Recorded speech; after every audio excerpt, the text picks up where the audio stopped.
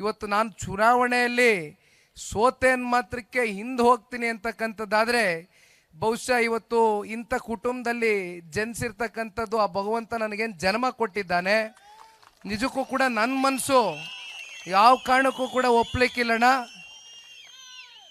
ರಾಜಕಾರಣದ ಕೆಲವೊಂದಷ್ಟು ಆಯಾ ಸಂದರ್ಭದ ಸನ್ನಿವೇಶಗಳು, ರಾಜಕೀಯದ ಷಡ್ಯಂತ್ರಕ್ಕೆ ನಾನು ಬಲಿಯಾಗಿರ್ತಕ್ಕಂಥ ಕೆಲವೊಂದಷ್ಟು ನಿದರ್ಶನಗಳನ್ನ ನಾನು ಕೂಡ ಚುನಾವಣೆಯ ಅಭ್ಯರ್ಥಿಯಾಗಿ ನೋಡಿದ್ದೇನೆ. ಈ ಚುನಾವಣೆಯ ಸೋಲು ನನ್ನ ಜೀವನದಲ್ಲಿ ಒಂದು ಪಾಠ. ನನ್ನ ರಾಜಕಾರಣದ ಬದುಕಿನ ಪರಿಪಕ್ವತೆಗೋಸ್ಕರ ಬಹುಶಃ ನನ್ನ ವಿರೋಧಿಗಳು ನಾನು ಇನ್ನೂ ಒಂದು ಸ್ವಲ್ಪ ಒಳಗಡೆಯಿಂದ ಆತ್ಮಸ್ಥೈರ್ಯ ಕಳ್ಕಳ್ದಿರ ದೃಢವಾಗಿ ಜನಗಳ ಜೊತೆ ಒಂದು ಸಂಕಲ್ಪವನ್ನು ತೊಟ್ಟು ಹೊರಡಬೇಕು ಅಂತಕ್ಕಂಥದಕ್ಕೆ ಬಹುಶಃ ಭಗವಂತನ ನಿರ್ಣಯ ಆಗಿತ್ತೋ ಏನೋ ಅಂತಕ್ಕಂಥದ್ದನ್ನು ನಾನು ಭಾವಿಸ್ತೀನಿ. ಬಿಟ್ಟರೆ ಯಾವ ಕಾರಣಕ್ಕೂ ಕೂಡ ಆ 3 ಚುನಾವಣೆಗಳ ಸೋಲು ನನ್ನ ಧೃತಿಗೆಡಿಸ್ತಕ್ಕಂಥದ್ದು ಸಾಧ್ಯವೇ ಇಲ್ಲ. ಏಕೆಂದರೆ ಮೊದಲನೇ ಚುನಾವಣೆಯಲ್ಲಿ ಹಲವಾರು ಬಾರಿ ಹೇಳಿದ್ದೇನೆ, CS ಪುಟ್ಟರಾಜುರವರು ಸಂಸತ್ ಚುನಾವಣೆಗೆ ನಿಂತಾಗ 5.25 ಲಕ್ಷ ಮತ ನೀಡಿದ್ರಿ, ಸಂಸದರಾಗ ಆಯ್ಕೆ ಮಾಡಿದ್ರಿ. ನಿಖಿಲ್ ಕುಮಾರಸ್ವಾಮಿ ಸೋತಾಗ 50,000 ಹೆಚ್ಚು ಮತಗಳನ್ನ ಪಡ್ಕೊಂಡಿದ್ದಾನೆ ಅಂತಕ್ಕಂಥದ್ದಾದರೆ ನಮ್ಮ ಜನ ನಮ್ಗೆ ಆಶೀರ್ವಾದ ಮಾಡಿದ್ದಾರೆ, ನಮ್ಮ ಜನ ನಮ್ಮ ಕೈ ಬಿಟ್ಟಿಲ್ಲ.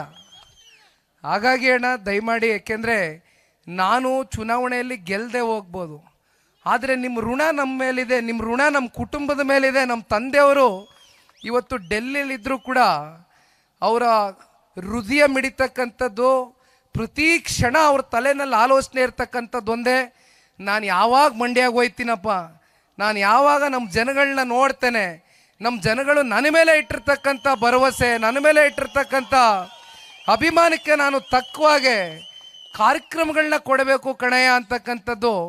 ನಾನಿವತ್ತು ಸುಮ್ಮನೆ ನಿಮ್ಮ ಮುಂದೆ ಇಲ್ಲಿ ವೇದಿಕೆ ಮೇಲೆ ಭಾಷಣ ಮಾಡಬೇಕು ಅಂತ ಹೇಳ್ತಾ ಇಲ್ಲಣ್ಣ. ಇವತ್ತು ಸತ್ಯವಾಗಲೂ ಆ ಈಶ್ವರನ ಮೇಲೆ ನಂಬಿಕೆ ಇಟ್ಕೊಂಡಿರ್ತಕ್ಕಂಥ ಕುಟುಂಬ ನಾವು. ಆ ಈಶ್ವರನ ನಾವು ಪೂಜಿಸ್ತೇವೆ.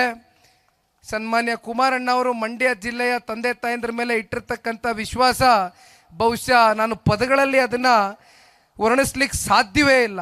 ಆ ಮಟ್ಟದ ಒಂದು ವಿಶ್ವಾಸ ಇಟ್ಕೊಂಡಿದ್ದಾರೆ. ನಿಮಗೆ ಭಾಳ ಜನ ಪಾಪ ಕೇಳ್ತಾರಣ್ಣ, ಇಲ್ಲಿ ನಮ್ಮ ಮಂಡ್ಯ ಜಿಲ್ಲೆಯ ಉಸ್ತುವಾರಿ ಮಂತ್ರಿಗಳು, ನನಗೆ ವೈಯಕ್ತಿಕವಾಗಿ ಅವ್ರ ಮೇಲೆ ಗೌರವ ಇದೆ, ಆದರೆ ಪಾಪ ಕೇಳ್ತಾರೆ, ರಾಜ್ಯದಲ್ಲಿ ಕಾಂಗ್ರೆಸ್ನ ಬಹುತೇಕ ನಾಯಕರುಗಳ ಸಾಲಿನಲ್ಲಿ ಅವರು ಕೂಡ ಕೆಲವೊಂದಷ್ಟು ಪ್ರಶ್ನೆಗಳು ಕೇಳ್ತಾರೆ. ಏನಪ್ಪ ಕುಮಾರಣ್ಣ ಏನಪ್ಪ ಮಾಡಿದ್ರು ಕೇಂದ್ರಕ್ಕೆ ಹೋದ ಮೇಲೆ 1 ವರ್ಷದಿಂದ ಅಂತ ಕೇಳ್ತಾರೆ. ನಾನೊಂದು 2 ಉದಾಹರಣೆ ಕೊಡ್ತೇನೆ. ಇತ್ತೀಚಿನ ದಿನಗಳಲ್ಲಾದಂಥ ಕಾಲ್ಗಡದಲ್ಲಿ ನಡೆದಂಥ ಕೆಲವೊಂದಷ್ಟು ಸಂದಿಗ್ಧ ಪರಿಸ್ಥಿತಿಯಲ್ಲಿ ನಮ್ಮ ರೈತರು, ಮೈಸೂರಿನಲ್ಲಿ ಅತಿ ಹೆಚ್ಚು ತಂಬಾಕು ಬೆಳೆಗಾರರು ಇದ್ದಾರಣ್ಣ. ಮೈಸೂರು ಅಂದರೆ ನಮಗೆ KR ನಗರ, ಪಿರಿಯಾಪಟ್ಟಣ, ಹುಣಸೂರು, HD ಕೋಟೆ, ಅದು ಬಿಟ್ಟರೆ ನಮಗೆ ಹಾಸನ್ನಲ್ಲಿ ಅರ್ಕಲ್ಗೂಡು, ಒಂದು 5ರಿಂದ 6 ತಾಲೂಕಲ್ಲಿ ತಂಬಾಕುವನ್ನು ಬೆಳೀತಾರೆ. ಪ್ರತಿ ವರ್ಷ ರೈತರು ತಂಬಾಕು ಬೆಳಿಬೇಕಾದ್ರೆ ಅವರು ಎದುರಿಸ್ತಕ್ಕಂಥ ಸವಾಲುಗಳು, ಮಳೆ ಧಾರಾಕಾರವಾಗಿ ಸುರಿದಂಥ ಸಂದರ್ಭದಲ್ಲಿ, ಪ್ರಕೃತಿಯ ವಿಕೋಪಕ್ಕೆ ಎಷ್ಟೋ ಸಲ ಅವ್ರು ಹಾಕಿರ್ತಕ್ಕಂಥ ಬೆಳೆ ನಾಶ ಆಗಿರ್ತಕ್ಕಂಥ ಉದಾಹರಣೆಗಳಿದೆ.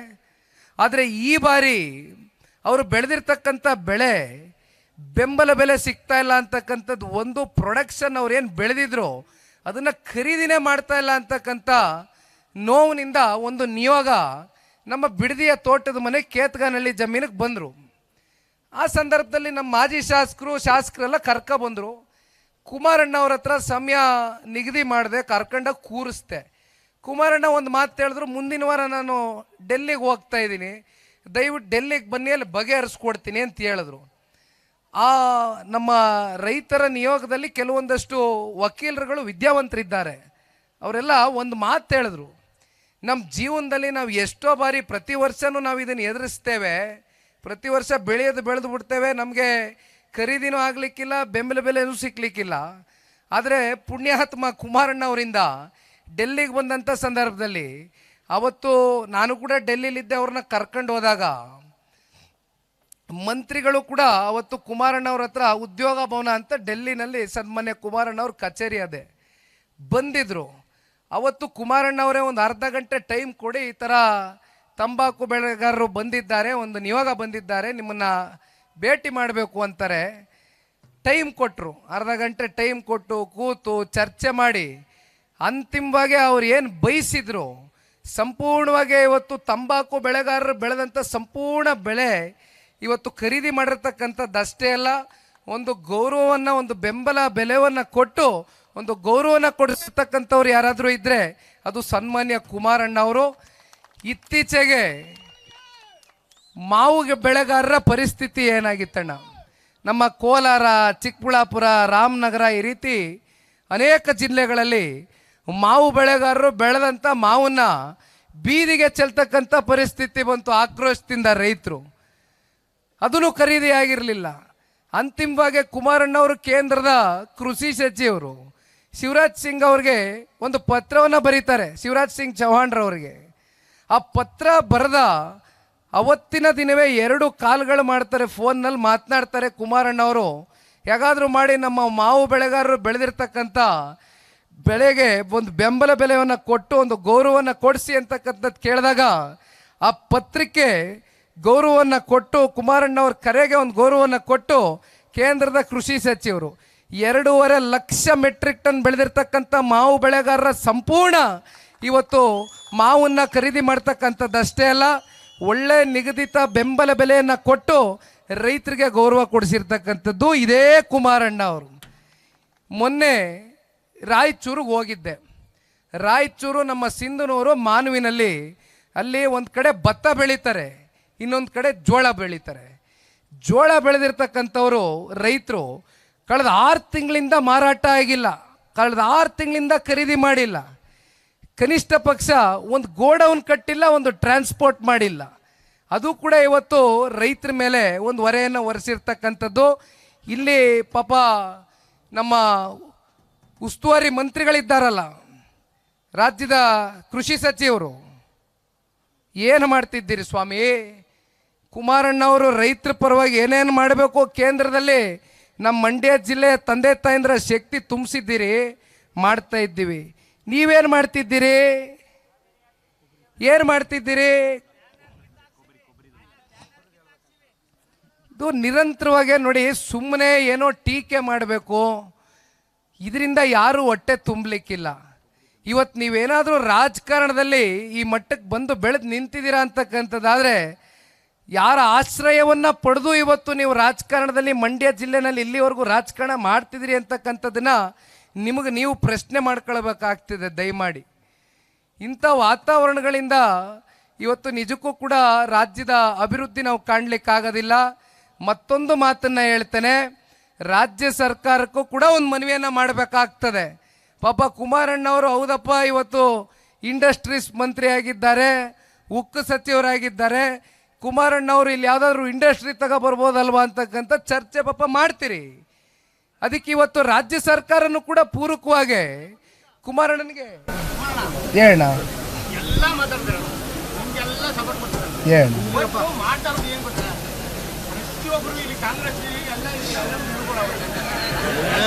ಇರ್ಲಿ ಇರ್ಲಿ ಅವೆಲ್ಲ ಇರ್ಲಿ ಅಣ್ಣ, ರಾಜಕಾರಣ ಬೇಡಣ. ದಯಮಾಡಿ ರಾಜ್ಯ ಸರ್ಕಾರಕ್ಕೂ ಕೂಡ ಇವತ್ತು ಒಂದು ಜವಾಬ್ದಾರಿ ಇದೆ. ನಮ್ಮ ಜಿಲ್ಲೆಯ ಯುವಕರನ್ನ, ನಮ್ಮ ಜಿಲ್ಲೆಯ ಹೆಣ್ಣು ಮಕ್ಕಳನ್ನ ನಾವು ಸ್ವಾವಲಂಬಿಗಳಾಗಿ ಮಾಡ್ತಕ್ಕಂಥ ಜವಾಬ್ದಾರಿ ಇವತ್ತು ನಮ್ಮ ಮೇಲಿದೆ. ಅವರು ಸ್ವಂತ ಕಾಲ ಮೇಲೆ ನಿಂತು ಸ್ವಾಭಿಮಾನದ ಬದುಕನ್ನು ಕಾಣ್ತಕ್ಕಂಥದ್ದಕ್ಕೆ ಸರ್ಕಾರಗಳು ಸಹಕಾರವನ್ನು ಕೊಡಬೇಕಾಗ್ತದೆ. ಅದಕ್ಕೆ ರಾಜ್ಯ ಸರ್ಕಾರ ದಯಮಾಡಿ ಬನ್ನಿ, ಕೇಂದ್ರದ ಸಚಿವರು ಕುಮಾರಣ್ಣವರು ಮುಕ್ತ ಮನಸ್ಸಿನಿಂದ ನಿಮಗೆ ಸ್ವಾಗತ ಮಾಡ್ತಾರೆ. ಯಾವುದೇ ರಾಜಕಾರಣ ಮಾಡ್ತಕ್ಕಂಥದ್ರ ಅವಶ್ಯಕತೆ ಇಲ್ಲ ನಮಗೆ. ದಯಮಾಡಿ ಬನ್ನಿ, ಕೂತ್ಕೊಳ್ಳೋಣ, ಚರ್ಚೆ ಮಾಡೋಣ. ಈ ರಾಜ್ಯ ಮತ್ತು ನಮ್ಮ ಜಿಲ್ಲೆಯ ಸಮಗ್ರ ಅಭಿವೃದ್ಧಿಗೆ ಕೈ ಜೋಡಿಸಿ ಕೆಲಸ ಮಾಡೋಣ. ಅದು ಬಿಟ್ಟು ಸುಮ್ಮನೆ ನಾವು ಟೀಕೆ ಮಾಡಬೇಕು, ಸುಮ್ಮನೆ ಮತ್ತೊಬ್ಬರ ಮೇಲೆ ಆಪಾದನೆನ ಮಾಡಬೇಕು ಅಂತಕ್ಕಂಥ ಮನಸ್ಥಿತಿಯನ್ನು ಹೊಂದಕ್ಕಂಥದ್ರಿಂದ ಯಾರ ಹೊಟ್ಟೆನೂ ಕೂಡ ತುಂಬಲಿಕ್ಕಿಲ್ಲ. ಇವತ್ತು ವಿಶೇಷವಾಗಿ ಅಣ್ಣ, ನಾನು ಹೆಚ್ಚು ಸಮಯ ತೆಗೆದುಕೊಳ್ಳಕ್ಕೆ ಹೋಗೋದಿಲ್ಲ, ಮಂಡ್ಯಗೂ ಹೋಗಬೇಕಾಗ್ತದೆ. ಇಂದಿನ ನನ್ನ ಈ ಒಂದು ಪ್ರವಾಸದ ಹಿನ್ನೆಲೆ ತಮ್ಮೆಲ್ರಿಗೂ ಗೊತ್ತಿದ್ದಂಗೆ ಸದಸ್ಯತ್ವದ ನೋಂದಣಿ ಕಾರ್ಯಕ್ರಮ ನಮ್ಮ ಪಕ್ಷದಲ್ಲಿ ಪ್ರಾರಂಭವನ್ನು ಮಾಡಿದ್ದೇವೆ. 3 ಲಕ್ಷಕ್ಕೂ ಹೆಚ್ಚು ಸದಸ್ಯರು ಈಗಾಗಲೇ ನೋಂದಾಯಿಸಿದ್ದಾರೆ ಪಕ್ಷದ ಚಿಹ್ನೆ ಅಡಿ. ನಮಗೆ ಇರ್ತಕ್ಕಂಥದ್ದು ಕನಿಷ್ಠ ಪಕ್ಷ ಇಡೀ ರಾಜ್ಯದಲ್ಲಿ 50 ಲಕ್ಷ ಸದಸ್ಯರನ್ನ ನೋಂದಾಯಿಸಬೇಕು ಅಂತಕ್ಕಂಥ ಒಂದು ಸವಾಲನ್ನು ಸ್ವೀಕಾರ ಮಾಡಿ ಏನು ಹೊರಟಿದ್ದೇವೆ. ದಯಮಾಡಿ ನಮ್ಮ ಮದ್ದೂರು ತಾಲೂಕಿನ ಎಲ್ಲ ಮಹಾಜನತೆ, ನಮ್ಮ ಪಕ್ಷದ ಎಲ್ಲ ಮುಖಂಡರುಗಳಿಗೆ, ನಮ್ಮ ತಮ್ಮಣ್ಣ ಸಾಹೇಬರಿಗೆ, ಸನ್ಮಾನ್ಯ ಕುಮಾರಣ್ಣವ್ರಿಗೆ ಚುನಾವಣೆಗಳಲ್ಲಿ ಆಶೀರ್ವಾದ ಮಾಡಿದ್ದೀರಿ. ಆದರೆ ಇವತ್ತು ಪಕ್ಷದ ಸಂಘಟನೆಯ ದೃಷ್ಟಿಯಿಂದ ಪಕ್ಷವನ್ನು ತೆಳಮಟ್ಟದಿಂದ ಕಟ್ಟಬೇಕು ಅಂತಕ್ಕಂಥ ಹಿನ್ನೆಲೆಯಲ್ಲಿ ನಾವೇನು ಹೊರಟಿದ್ದೇವೆ.